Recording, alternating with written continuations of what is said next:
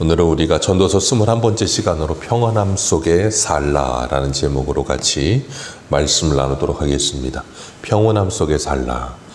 어제 우리는 하나님께서 우리에게 주신 자리에서 우리에게 주신 분량대로 하나님과 함께 살아가면서 일상을 누리는 삶을 살아가는 것, 그런 삶을 살기 위해 다른 사람과 나를 비교하는 것이 아니라 하나님과 나와의 관계가 중요하다라고 말씀을 드렸어요.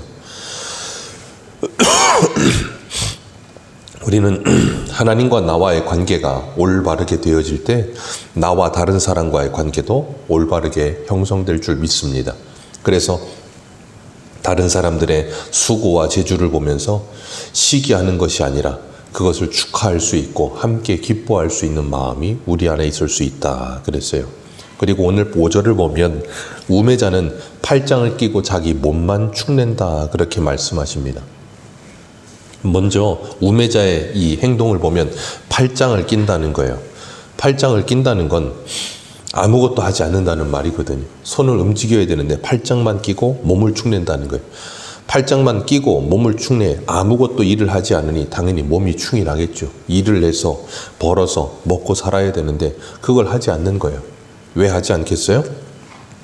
우매자이기 때문에 그래요. 우매자이기 때문에 아무것도 하지 않습니다. 그리고 세상 탓만 하는 겁니다. 세상이 이래서 그렇고 환경이 저래서 그렇고 상황이 이래서 그렇고 나는 흙수저고 저 사람은 금수저고 출발부터가 다르고 그러면서 모든 환경과 상황과 조상 탓을 하면서 자기의 삶을 비관하는 거예요. 그러니 아무것도 하고 싶지가 않은 거죠. 그러다 보니까 팔짱을 끼고 비관적으로 살며 자기 몸을 축낸다라고 말씀하시는 거예요. 그런데 우리가 잊지 말아야 될 것, 우리가 살고 있는 이 세상은 출발이 같을 수가 없습니다. 다 다릅니다. 이유는 하나예요. 우리가 하나님께서 우리를 이 땅에 보내실 때 하나님의 뜻과 계획을 가지고 우리를 이 땅에 보내셨다는 걸 기억하셔야 돼요. 하나님께서 우리를 대한민국에 보내실 때 우리는 이 대한민국 안에서만 서로 생각을 하기 때문에 비관적으로 생각을 하고 저 사람은 출발이 좋고 나는 안 좋다고 말하지만 인도하고 우리하고 생각을 해보세요. 우리가 전 세계를 놓고 우리의 출발을 보면 우리는 전 세계에서 거의 탑 클래스 출발입니다. 전 세계에 누구도 누릴 수 없을 만큼의 좋은 기회와 환경 속에 우리는 출발하고 있는 거예요. 그런데 다만 내 옆에 있는 사람과 나를 비교하면서 스스로를 힘들게 하고 괴롭게 하는 거죠. 이 기억할 것은 하나님께서 우리에게 이 땅에서 우리를 하나님의 사람들로 살게 하셨을 때에는 누구와 비교하고 경쟁하는 것이 아니라 방금 전에 말씀드린 것처럼 하나님과 나와의 1대1의 관계 속에서 하나님이 나에게 주신 사명 그리고 하나님께서 나에게 주신 은사를 가지고 하나님께 어떻게 하면 충성할 수 있을까를 고민하고 생각해야 되는 거예요. 그런데 그런 생각을 이 세상 사람들은 하지 못해요. 그렇기 때문에 우매자라 그렇게 말하는 겁니다. 우리가 달란트 비유에서도 보면 한 달란트 받는 사람은 뭐합니까? 즉시로 가서 그 달란트를 땅을 파고 묻어두죠. 그 달란트를 가지고 하는 일이 아무것도 없어요. 그러다가 주님께 책망을 듣게 되는 거죠. 그렇기 때문에 이 땅을 살아가면서 하나님이 우리에게 주신 우리의 몸 그리고 우리에게 주신 은사 우리에게 주신 일 그것을 가지고 우리는 어떻게 하면 하나님을 기쁘시게 하고 하나님께 영광을 돌릴 수 있을까를 생각해야지 팔짱을 끼고서 우리의 삶을 허비하면서 게으르게 살아서는 안 된다는 거예요. 우리 잠언 22장의 13절을 한 군데 보겠습니다. 바로 앞에 잠언 22장 13절입니다.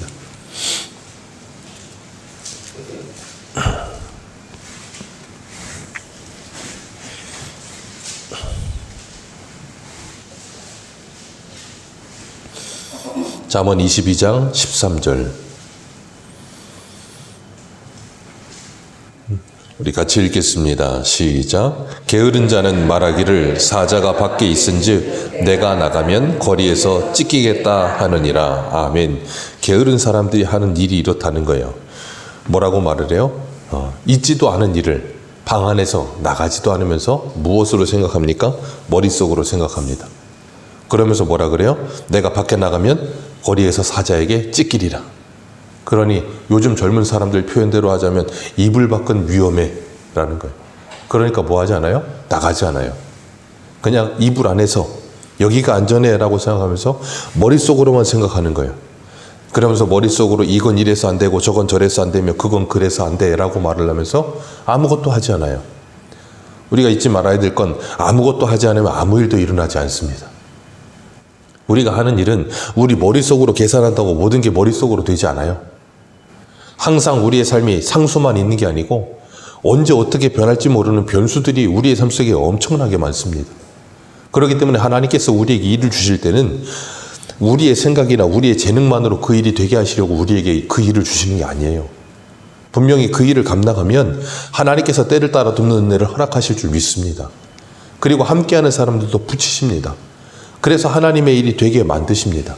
우리가 잘 알고 있는 모세는 오늘 본문에 이 5절에 있는 말씀처럼 팔짱을 끼고 있으면서 자기 몸면 축내노다 하는 것처럼 하나님이 80세에 그를 부르셨을 때 그는 팔짱을 끼고 있었어요. 하나님께서 모세에게 너는 애굽으로 가서 내 백성을 구원해내라. 그럴 때 모세가 뭐라 그럽니까? 하나님, 내가 나이 80인데 어떻게 갑니까? 보낼 만한 자를 보내소서. 나는 말도 어둔하고 나는 그들을 꺼낼 힘이 없습니다. 라고 말을 해요. 그때 하나님이 뭐라 그러세요? 내가 너와 함께 한다는 거예요. 그리고 너에게 말 잘하는 형 아론을 내가 붙여주겠다는 거예요. 그러니까 모세는 자기가 뭘 한다라고 착각해요. 아니요. 하나님이 하라 하시면 순종하는 거예요. 그러면 그 일은 누가 하세요? 하나님이 하십니다. 우리를 통해 하나님이 반드시 그 일을 이루실 거예요. 근데 우리는 머릿속으로 자꾸 생각을 합니다.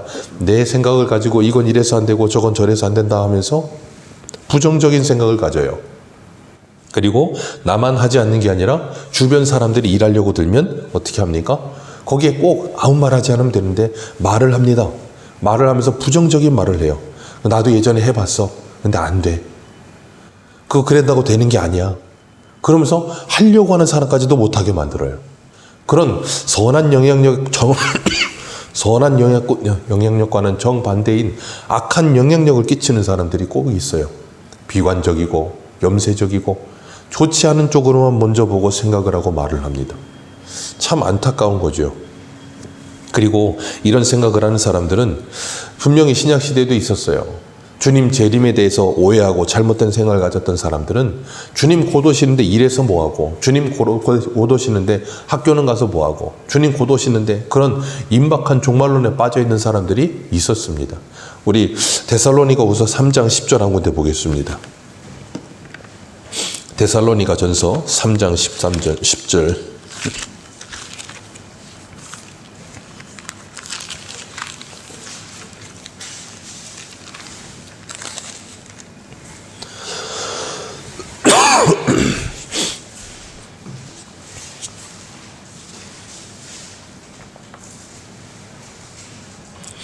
데살로니가전서 3장 10절입니다.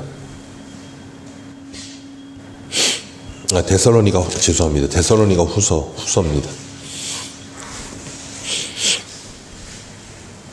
데살로니가 후서 3장 10절. 10절에서 13절까지 우리 같이 읽겠습니다. 시작. 우리가 너희와 함께 있을 때에도 너희에게 명하기를 누구든지 일하기 싫어하거든 먹지도 말게 하라 하였더니 우리가 들은즉 너희 가운데 게으르게 행하여 도무지 일하지 아니하고 일 만드는 기만 하는 자들이 있다 하니 이런 자들에게서 우리가 명하고 조용히 일하고 자기 양식을 먹으라 하노라. 형제들아 너희가 선을 행하다가 낙심하지 말라. 아멘. 여기 분명히 말씀하세요. 뭐라 그러냐면 일하기 싫어하거든 먹지도 말게 하라는 거예요. 그러면서 뭐라 그래요? 너희 가운데 게으르게 행하여 도무지 일하지는 아니하고 뭐만 만들어요? 일만 만드는 사람들이 있다는 거예요. 일은 안 해요. 팔짱을 끼고 일은 안 합니다. 그리고 일하는 사람들에게 자꾸 뭐예요? 이상한 말을 하는 거예요. 그러면서 뭐예요? 일을 자꾸 만드는 사람들이 있어요. 그러면서 자기만 축내는 게 아니라 자기 주변 사람들의 영혼도 축을 냅니다. 그러면서 아무것도 하지 않는 거예요. 주님 다시 오신다 그랬다.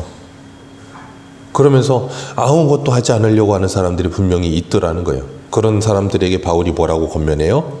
주 예수 그리스도 안에서 조용히 일하고 자기 양식을 먹으라. 조용히 아무 일도 만들지 말고 아무 말 하지 말고 조용히 일하면서 자기 양식을 먹고 살아라. 주님 다시 오시는 그날까지 그걸 열심히 하라는 거예요. 우리는 주님이 언제 오실지 모릅니다. 주님이 언제 오실지 모르지만 주님이 언제 오시든 우리는 믿음 안에서 깨어서 주님 오실 날을 준비하며 하루하루를 열심히 살아가요. 열심히 사는 이유는 딱 하나입니다. 그것이 하나님께서 우리에게 주신 사명이고 하나님이 우리에게 맡기신 일이기 때문에 그래요. 그래서 내일 주님이 오신다 할지라도 오늘 우리는 뭐해요? 우리의 일을 하는 거예요. 그게 의미 없지 않아요. 그게 반드시 하나님 앞에 카운트되는 일입니다. 그렇기 때문에 우리가 이 땅을 살아가면서 하나님이 우리에게 주신 오늘이라고 하는 이 오늘, 그리고 나에게 주신 이 일상을 하나님의 선물인 줄 알고 최선을 다해 살아가는 것이 신앙이에요. 그런데 그렇지 못한 사람들은 환경과 상황을 보면서 절망합니다. 우리가 에스겔 37장을 보면 그 에스겔 골짜기에 마른 뼈들의 환상이 보이잖아요. 말 그대로 환상이거든요. 그런데 그들에게 하나님의 말씀이 선포되니까 뼈들이 연락되고 거기에 힘줄이 돋고 피부가 돋고 딱 사람으로 서는데 그냥 죽은 사람으로 서 있는 거예요. 하나님의 생기가 들어가니까 그들이 어떻게 돼요? 하나님의 큰 군대가 되었다 그랬어요. 그런데 그걸 영적으로 그렇게 보여주셨는데 그게 뭘 말하는 것인가 하면 육적으로 이스라엘 백성들의 현재 영적 상태를 보여주신 거였어요. 에스겔 말씀은 이스라엘 백성들이 바벨론의 포로로 끌려갔을 때 일이거든요. 바벨론의 포로로 끌려가면서 나라는 망하고 자기들은 포로가 되었기 때문에 뭐예요? 절망에 빠져버린 거예요. 그래서 에스겔 37장 11절에 이렇게 말씀하세요. 또 내게 이르시되 인자야 이 뼈들은 이스라엘 온 족속이라.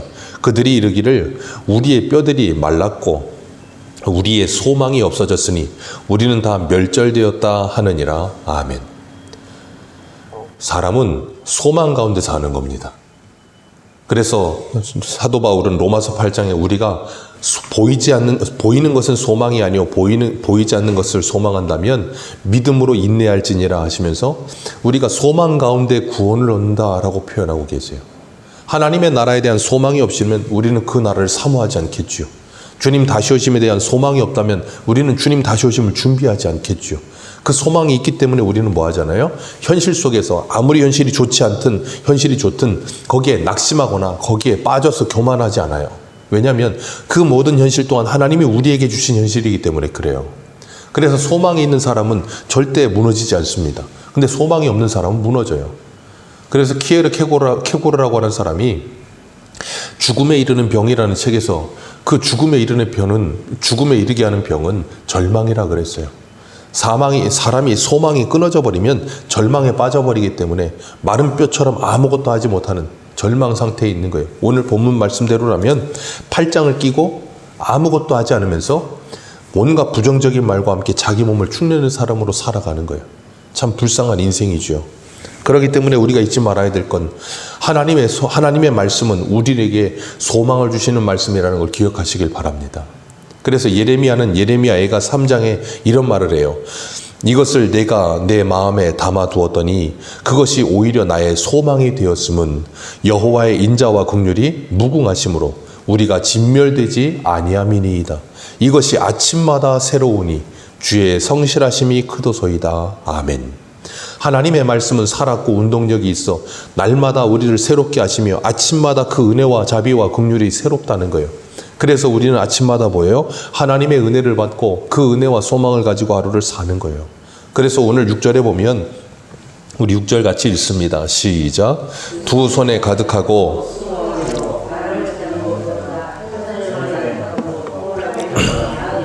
아멘. 여기서 두 손이 가득하고 수고하며 바람을 잡는 것이라 그러면서 그 반대되는 표현으로 한 손에만 가득하고 평온함이 더 나은 것이다 라고 말을 합니다. 5절에서는 비관적인 삶을 사는 사람의 모습을 보여줬다면 6절에서는 열심히 사는 사람의 모습을 보여줍니다. 그런데 열심히 사는 사람이 두 손에 가득하게 모으는 것, 그것보다는 한 손에만 가득한 것이 더 낫다라고 표현하는 것처럼 보여요. 근데 그걸 말하는 게 아니에요. 두 손에 가득하든 한 손에 가득하든 그것은 중요하지 않고 그 사람이 평온하냐 아니냐를 말하는 거예요. 두 손에 가득하고도 평온한 사람이 있습니다. 그런데 한 손에 가득하고도 평온하지 못하고 한 손에 가득하고도 여전히 두 손에 가득하기를 바라면서 살아가는 사람이 있어요. 그건 뭐 하는 거예요? 한 손에만 가득하고도 바람을 잡는 거예요. 그렇기 때문에 우리가 이 땅을 살아가면서 하나님께서 우리에게 주신 이 땅에서의 삶에서 하나님과 이 땅에서 어떻게 내가 믿음으로 살아가느냐가 중요한 거예요. 그것이 없이 그냥 돈에만 몰두해서 앞만 보고 달려가면서 돈만을 위해 살아가면 두 손에 가득해질 수는 있지만 그것이 뭐가 된다고요? 바람을 잡으려는 것이 되어버려요. 아무 의미 없는 일이 되어버리는 겁니다. 그래서 우리는 이 땅을 살아가면서 내가 보고 있는 그것만을 보고 달려가는 것이 아니라 앞도 보고 옆도 보고, 그래서 제가 예전에 말씀드렸잖아요. 신앙생활은 이 2D 영화를 보는 것처럼 스크린만 보고 달려가는 게 아니라 요즘 영화는 이 과학이 발전해서 4D 영화를 봐요. 그래서 영화 보면서 스크린 보면서 스크린에서 뭐 자동차가 움직이면 좌석이 움직이고 물이 뿌려지면 옆에서 분무기가 뿌려져서 물이 나오고 그러면서 실제 영화 속에 들어가 있는 것처럼 체험이 된다 그러더라고요. 그런 것처럼 신앙생활은 2D로 앞만 보고 가는 게 아니라 4D로 앞뒤 옆 위아래까지 다 체험되는 게 신앙생활이에요. 우리의 신앙생활은 그렇게 가는 거지 앞만 보고 달려가는 게 아니에요. 그래서 때로는 옆도 보고 때로는 비춰져 있는 뒤에 사람도 끌어주고 때로는 밑도 보면서 우리에게 주어진 현실 속에서 내가 어떻게 내 현실을 살아가야 될까를 고민하는 삶을 사는 거예요. 그리고 하나님이 만드신 자연도 보면서, 예전에 어떤 분이 그러더라고요. 이 공감 능력이 없는 사람들의 특징 중에 하나가 뭐냐면 사계절을 딱 2가지 계절로 구분한대요. 춥다, 덥다. 그거 이외에는 경험이 안 된대요. 봄도, 여름도, 가을도, 꽃도, 자연도 아무것도 안 보고 그냥 춥네, 따뜻하네. 그 2개밖에 구분이 안 된다는 거예요. 얼마나 참 안타깝습니까? 하나님이 주신 자연을 보고 하나님이 주신 계절을 누리고 그런 것 또한 우리에게 뭐가 있어야 되는 거예요? 여유로움이 있어야 되는 거예요. 여유로움이 없으면 그걸 누릴 수가 없습니다. 그 여유라는 건 돈의 많고 적음의 여유가 아니에요. 그 사람의 영혼의 여유가 있어야 되는 거예요. 그래서 주님께서 고린도후서 8장에 뭐라 그러세요? 부유하신 그분이 우리를 위해 가난해지심은 우리를 부유하게 하려 하십니다. 우리를 부유케 하신다는 건 이 땅에 재물이 많아지게 하신다는 것이 아니라 우리의 마음에 부유를 주신다는 거예요. 그래서 어떤 사람은 아무것도 가지지 않은 것 같으나 모든 걸 가진 자로 살아가는 거예요. 우리 한 군데만 보겠습니다. 디모데전서 6장 9절입니다. 디모데전서 6장 9절.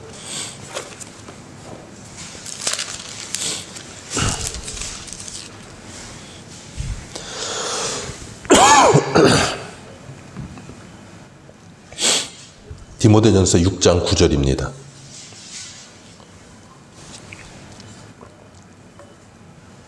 (6장 9절과 10절) 같이 읽습니다. 시작.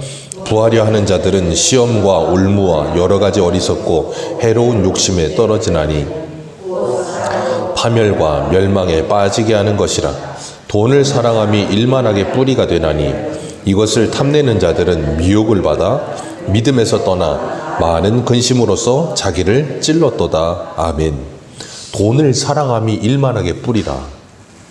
그 말은 돈이라는 것 자체가 악하다는 게 아니에요. 돈을 사랑하는 마음, 다시 바꿔 말해 욕심과 욕망에 사로잡힌 마음, 그것이 일만하게 뿌리가 된다는 거예요. 다시 말해 돈으로부터 자유하지 않고 돈의 노예가 되어 살아가는 사람들, 그런 사람들은 뭐예요? 부하려 하기 때문에 시험과 올무와 여러 가지 해로운 욕심에 떨어져서 파멸과 멸망에 빠져들게 된다는 거예요. 그게 뭐예요? 두 손에 가득하고 바람을 잡는 것이에요. 우리는 그런 삶을 살라고 부르심을 받지 않았다는 거예요. 11절 봅니다. 11절 12절 읽습니다. 시작. 오직 너 하나님의 사람아 이것들을 피하고 의와 경건과 믿음과 사랑과 인내와 온유를 따르며 믿음의 선한 싸움을 싸우라. 영생을 취하라. 이를 위하여 내가 부르심을 받았고 많은 증인 앞에서 선한 증언을 하였도다. 아멘. 우리가 무엇을 위해 부르심을 받았는가를 기억하라는 거예요. 그러면 한 손에만 가득하고도 평안함 속에 살 수 있다는 거예요. 그건 예수 그리스도로 말미암지 않고는 불가능해요. 성령이 우리에게 임하시지 않으면 불가능합니다. 왜요? 예수 그리스도가 우리의 참된 양식 되시고 우리의 참된 생수 되셔서 우리의 갈증과 배고픔을 해결하셔야 우리가 그것이 해결되는 거예요. 그러지 않으면 해결 안 돼요. 그러니까 교회 와서도 내가 예수 그리스도로 말미암아 그것이 해결이 되지 않고 성령으로 말미암아 그것이 성령으로 충만해져서 다른 것이 채워지지 않아도 만족함이 있는 상태가 되지 않은 상태에서는 이건 우리에게 그냥 뜬구름 잡는 말만 되고 무거운 짐만 되는 거예요. 왜요? 내게 만족이 오지 않는데 만족하란다고 해서 만족이 오겠습니까? 아무리 말을 해서 되는 게 아니에요. 이건 하나님의 은혜로 채워져야 이 말씀이 내게 이루어지는 거예요. 그래서 바울은 이렇게 말해요. 6절 봅니다. 디모데후서 6장 6절, 6절부터 우리 8절까지 읽습니다. 시작. 그러나 자족하는 마음이 있으면 경건은 큰 이익이 되느니라. 우리가 세상에 아무것도 가지고 온 것이 없음에 또한 아무것도 가지고 가지 못하리니 우리가 먹을 것과 입을 것이 있은즉 족한 줄로 알 것이니라. 아멘. 우리는 이 땅에 아무것도 가져오지 않았고 아무것도 가지고 가지 않는다는 거예요. 그러니 하나님이 우리에게 맡기신 것을 가지고 그것을 자족하는 마음이 있으면 그것으로 됐다는 거예요. 두 손에 가득하고도 자족할 수 있고 한 손에 가득하고도 가족할 수 있고, 그래서 그걸 바울이 빌립보서 4장에 뭐라 그랬어요? 풍부에 처하든 빈곤에 처하든 일체의 비결을 배웠다. 그래서 내게 능력 주시는 자 안에서 나는 어떤 능력을 주시든 거기에 자족할 수 있는 능력이 있다는 거예요. 그게 그리스도인이 가지는 힘이에요. 그래서 하나님이 내게 맡기신 환경이라면, 그 상황이라면 어떤 상황이든 하나님과 함께 살면서 그 어디나 찬송 가사처럼 하늘나라를 살 수 있게 하신다는 거예요. 그게 그리스도인이 가지는 부요함이에요. 그런 부요를 가진 사람을 주일 오전에 요한복음 8장에서 뭐라 그랬어요? 진리를 알지니 진리가 너희를 자유하게 하리라.